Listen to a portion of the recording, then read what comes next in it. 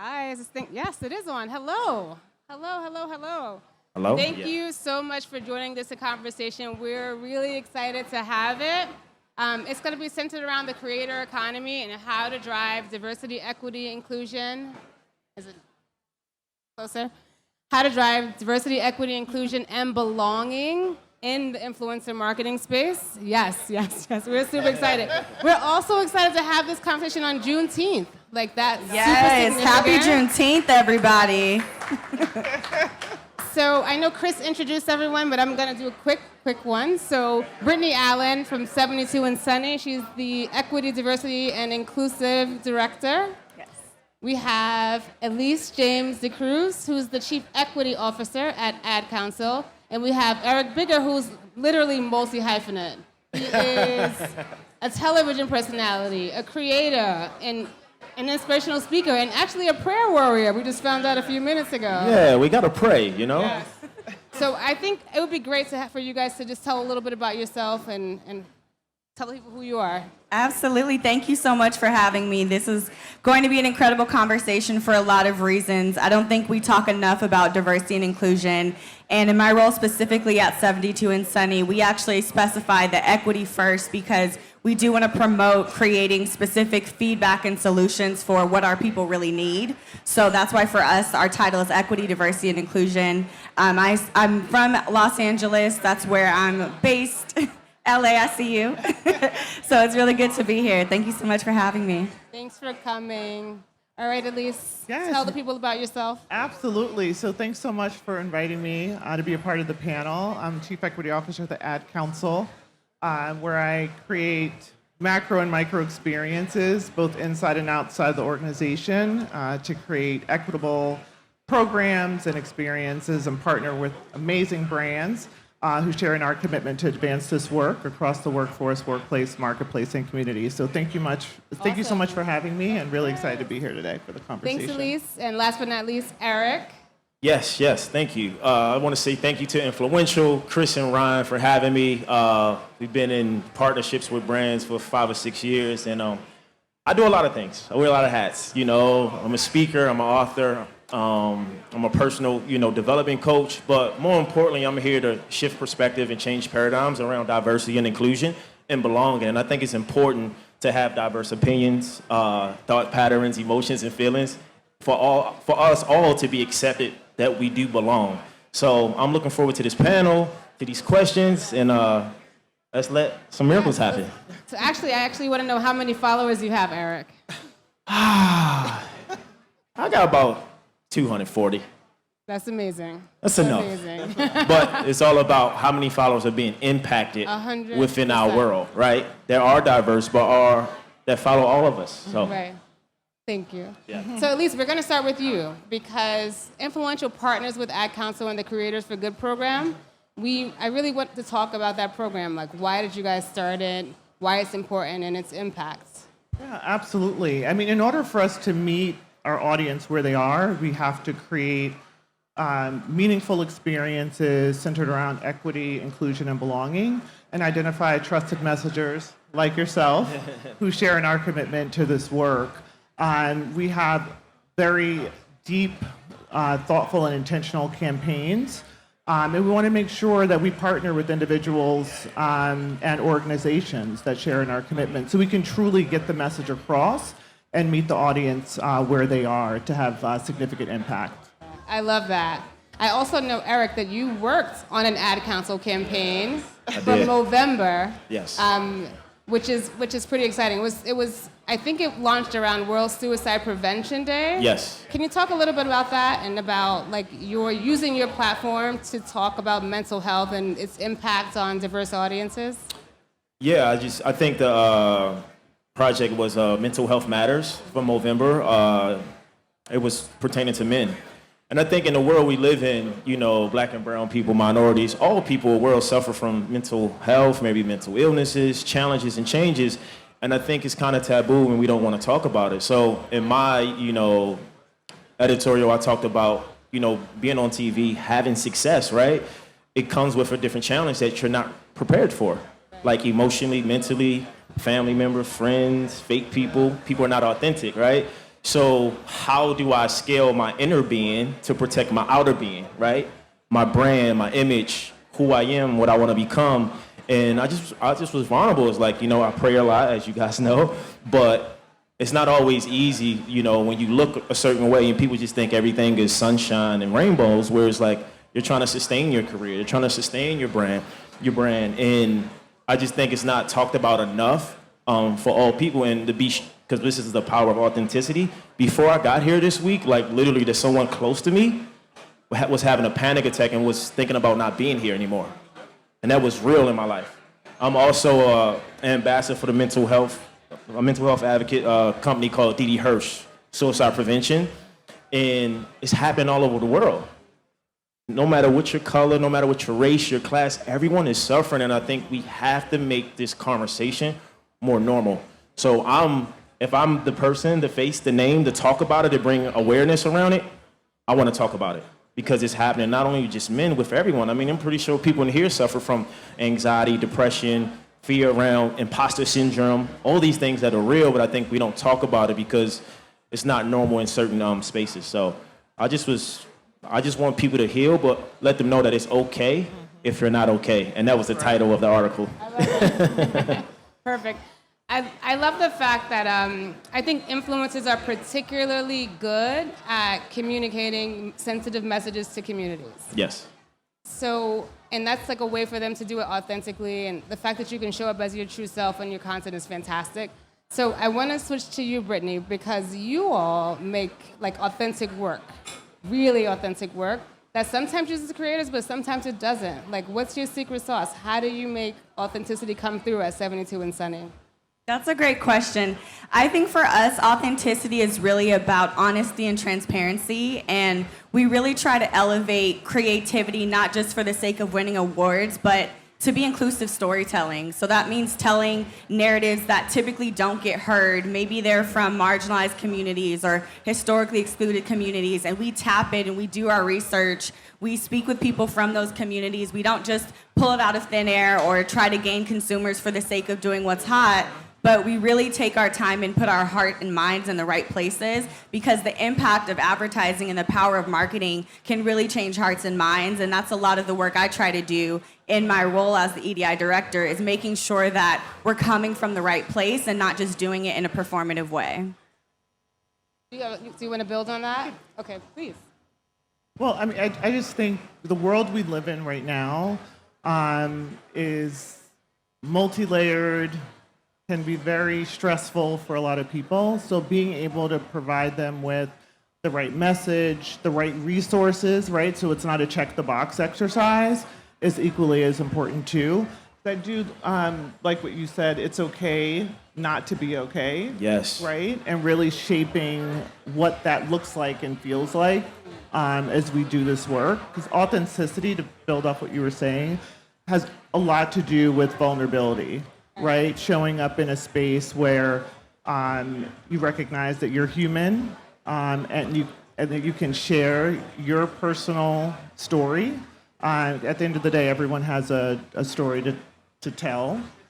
So holding space for that is really important. And I mean, I'm really proud of the work that the Ad Council is doing, not only to shape the narrative, but also identify and partner with people who are bringing their authentic selves to the conversation so that they can connect with people and then create resources, tangible resources that people can access after the conversation, after the panel is done. Yeah, I mean, I want to add to that because, for years I struggled with being vulnerable with my community of people because I had these masks on, right? I have to look apart, be the part, do the part, right? If everyone's come to me for feedback or assistance or support, I feel like I have to be strong. I'm the man, I'm the leader, I'm the alpha. Figure it out. I can't feel my feelings. I can't be human. I have to be this superpower. But when I take the cape off and I go home, I'm empty, right? I'm empty because I feel like, oh, you can't see that side of me. I can't let you see me suffer, but that's a paradigm I was programmed in because how I was raised, right? And so I took that into different spaces because I'll be fine. Suppress my emotions, suppress my feelings. I'm not gonna feel anything. I'm gonna keep going, because come on, you're the motivator, you're the speaker. You have all this energy. And then I would realize I was hurting myself. right? By not being vulnerable, by not opening up and saying, listen, it's okay, Eric, you're not okay. But I think the challenge was I didn't know I had resources. I didn't know I could ask for help. Because how does the help ask for help? Right. Yeah. You see what I'm saying? Stigma around And so that was the challenge. I think most men feel that if they're the leader of their family, their household, they're the talent, even women. I just think we have to normalize these conversations and say, look, I had a rough week, I had a tough day, but it's okay. How can I help you? How can I serve you? By the way, then that's how we bring the conversation around belonging. You know, because there's a author named Ritu Bhasin, I think is her name. She has a book, We Got This, and it's called Belonging.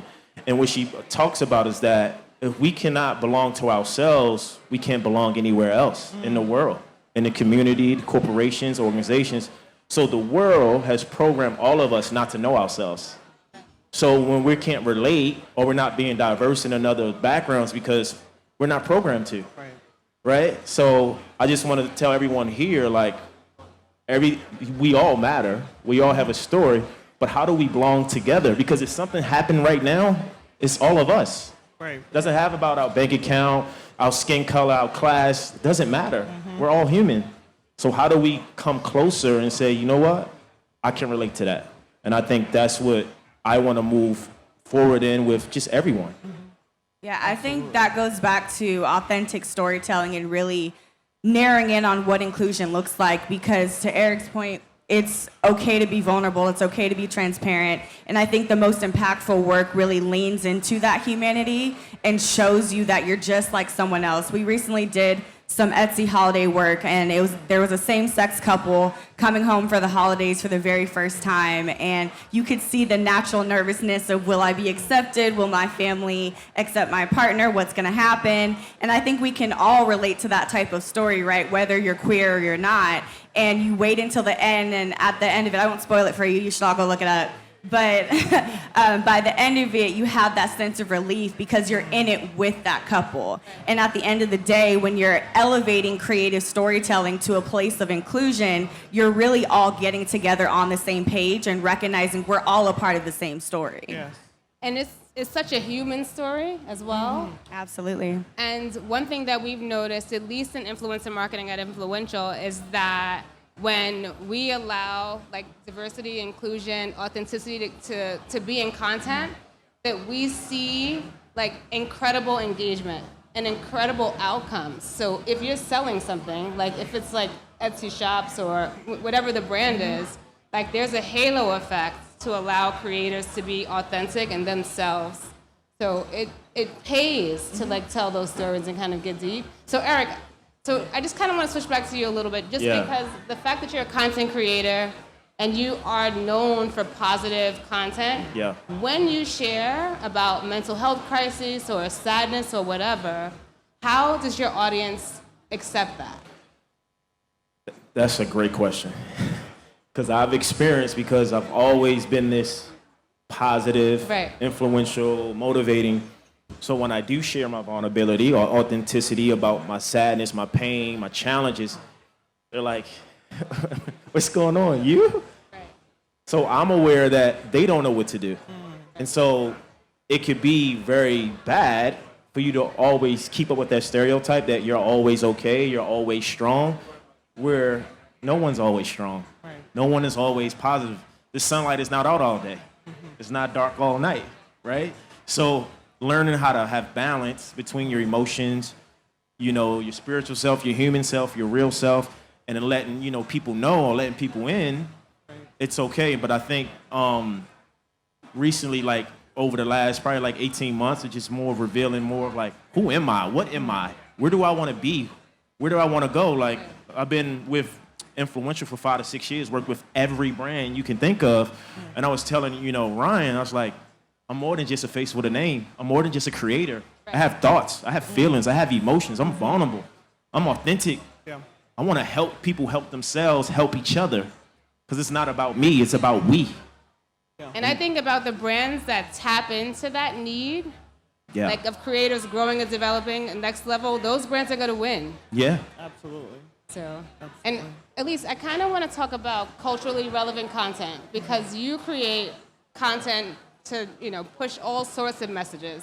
So what does it look like when you're differentiating and talking to different audiences? Yeah, I mean, it looks different for every campaign. We have an amazing team at the Ad Council that obviously partners with brands to make sure that we are reaching the audience where they are. Another piece to that is making sure that we have representation and equitable access in front of the camera, behind the camera as well, which is really important when we talk about authenticity and not being a check-the-box exercise. But cultural relevant campaigns really requires a level of empathy, vulnerability, right, to make sure that we are identifying, change makers and advocates and champions of the work and of the campaign who are on the ground, right? I mean, we can, as an organization, we can hold space for individuals to connect with our message, but at the end of the day, in order to be a trusted vessel within the industry, we have to be vulnerable and make sure that we're identifying individuals who are already in that setting, who are already in that space, so that they can connect with the audiences that we're trying to reach with our campaigns. And when you were talking about mental health and the challenges around mental health, I started to think about some of the campaigns that we do around that. We have a Sound It Out campaign where we're partnering with organizations and trusted messengers to reach middle school and high school, right? I mean, it's so important to make sure that we are demystifying what mental health looks like and feels like, especially for the youth, so that when they go, throughout their life's journey, they know it's okay to not be okay, and to know that they can reach out and talk to people about their feelings and be vulnerable. It's hard to just, turn the switch when you're an adult.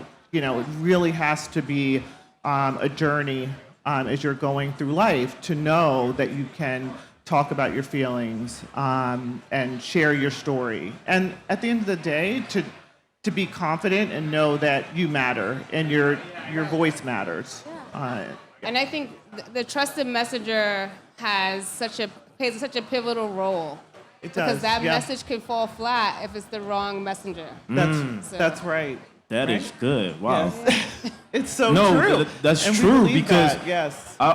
Several times with campaigns, especially like with the pandemic, George Floyd, all these things that come about, as an influencer, as a creator, you think, okay, are you using me for a quota you want to meet?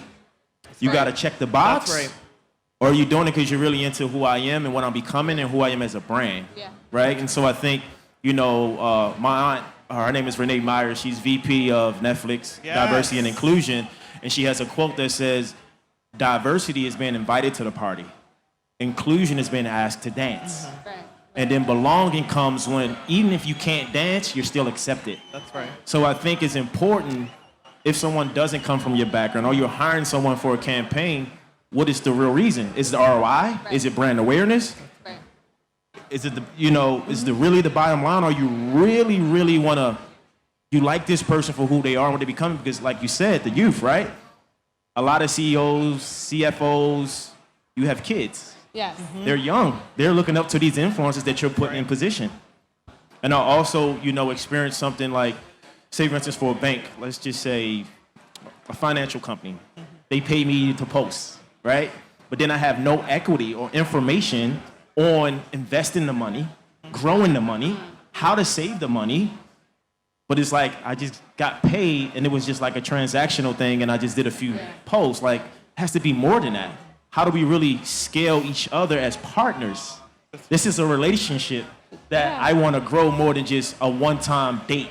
I want to keep dating. I think the media ecosystem has always been transactional. Yeah. Imagine, marketers are used to buying from networks or publishing companies. So it's a whole, an organization. Yeah. But influencers are people, people that have real lives and want to connect with brands in a way that the old school, well, different media companies did not have that need. Yeah. So how do we, and then but I think if brands really connect with influencers, they're gonna see outsized outcomes because if you bring someone behind the curtain, then all of a sudden the content is gonna be much more memorable and authentic. Absolutely. And just, And just to go back to what you're saying, it's not their fault. Right. They don't belong into the vortex of who we are as creators because they don't have the information to understand the situation. Yeah. So, diversity and inclusion is not just about black or brown people, minorities, or women. It's about class. Yeah. It's about culture. It's about language. It's about disability. Yeah. It's about sexuality. It's about how do you reflect? What do you listen to? Yeah, it's Juneteenth. Do people here know that it's Juneteenth? Maybe not, but it's not their fault. But how do we become aware of the things we're not aware of so we can scale the brand in the business? There's a thing we talked about on a Zoom call about Jeff Bezos. He says he doesn't keep work from family. He doesn't keep family from work. He doesn't believe in balance. He believes in harmonizing. So when I go home, my family knows what's going on at work. When I go to work, they know what's going on at home. So there's no confusion when I come to work. Now, granted, everything is not for everybody. But if you knew what was going on before I got here today, you can have a different conversation. That's right. So I think as creators, as CEOs, CFOs, as people, we can find a way to have a real conversation about what's really going on opposed to what we think we should say about what's going on. I think everything will be better for everybody. Yeah, and I think what you're describing, there's certainly a level of fear, right, in that. Good. So, I think it's also important to make sure that, leadership within your organization and the broader ecosystem is vulnerable, right? And making sure that the level of fear is reduced so that they can bring their full selves to work and that they can create an environment where people feel like they belong. We have a motto within the Ad Council around diversity, equity, and inclusion called progress over perfection, right? Not letting your fear get in the way of taking that first step. This work is a journey, right? And everyone's on a different spectrum of their DEI journey, both personally and professionally. And to incorporate a level of vulnerability, requires everyone to identify how they're going to attach themselves, spiritually, emotionally, to this work. And a step forward is a step. And it might mean that you take 2 or 3 steps back, but that's okay. It's really about making sure that you take a first step, you're connecting with people, and most importantly, connecting with yourself, right? That you feel safe to do so. Right? We talked about it, Yeah, it's That's so good. important. I think it's also important to remember that it's okay to be uncomfortable in this journey with diversity, equity, and inclusion, because there isn't one specific answer that fits every single group. There's not one person who has it right. No culture is a monolith, right? So it takes learning every single day to really understand and try to do the very best that you can. And I think sometimes brands get afraid of making the wrong step, of trying to cast one group in one specific way so they don't do anything at all, and then you miss the mark entirely. Yes. Yeah, and I think the feed off of that is that public perception. Last night, I was having a conversation with some people from a different country, and they said, I don't want to come to the States because of the gun laws. And so I was asking them to unpack it. It's I don't know, what if something like this would happen? But I didn't look at them different or funny. It was that's their perspective. Right. And then there's something that went on in a conversation. It was was that racist for me to say that? I said, why would that be racist? Right? Because of my skin color? But all the information and awareness came from perception, public perception, the media, the news, social media. And sometimes people don't know what they don't know. So then they're not able to understand what they're saying. And there's nothing wrong with that. But that's why we got to have these conversations, because I can't anticipate you to know something about where I come from if you don't. And then get mad when you're not accountable. Right. Let's have a conversation. Yeah. And likewise, vice versa. So it happens on all spectrums. Yes. I think we could all be more open. Yeah. For sure. Absolutely. And I think if the fact that we're all listening, that we're here together, that we're doing this work together, is is us winning. So Yes. next year in Cannes, the fact that the conversation has evolved so much over the last couple of years, like, it's no doubt that it works. It's no doubt that you see ROI. You mentioned that earlier. Yes. There's no doubt that culturally responsive content lands, right? Right, yes. So, I'm excited for next year, for sure, because I feel like we're keeping the conversation going and keep building. So one last word and... Yeah, absolutely. I mean, to build off what you were just saying, I'm particularly, I've been in the ad tech space for 20 years. And I tell this story quite a bit, but last year at Cannes was the first year where I felt, as a Black woman in tech, that I belonged. And I was unapologetically Black, held space, wasn't afraid to share my story of what it was like navigating in the technology space as a Black person. What I do encourage everyone to do is to continue the conversation after this conversation, right? Because it requires a lot more than 30 minutes, because I know we talked about, like, we can go on for days, on this topic, but making sure that we are holding space, for ourselves, making sure that we're holding space to others to connect. Just like you were saying, it's about that conversation, but how many of us are having those conversations after the panel or after the meeting, right? So it's not a one and done exercise, it's a drumbeat, so that we can connect with others. Yeah, and I would say, one last thing, be curious. That's how I got in this position. I'm just a kid from Baltimore, Maryland, and I'm in Cannes talking about diversity. I'm from the Bronx. There we go, represent, right? So be curious, and life is all about a matter of perspective. And information changes situations. So be curious, ask the questions, be vulnerable, and be not afraid. Because when it comes to business and money, most people in here, some people in here, they're willing to take the risk to get to the other side. Right. So do it as well when it comes to human connection and community, and the world will be a better place. I love it.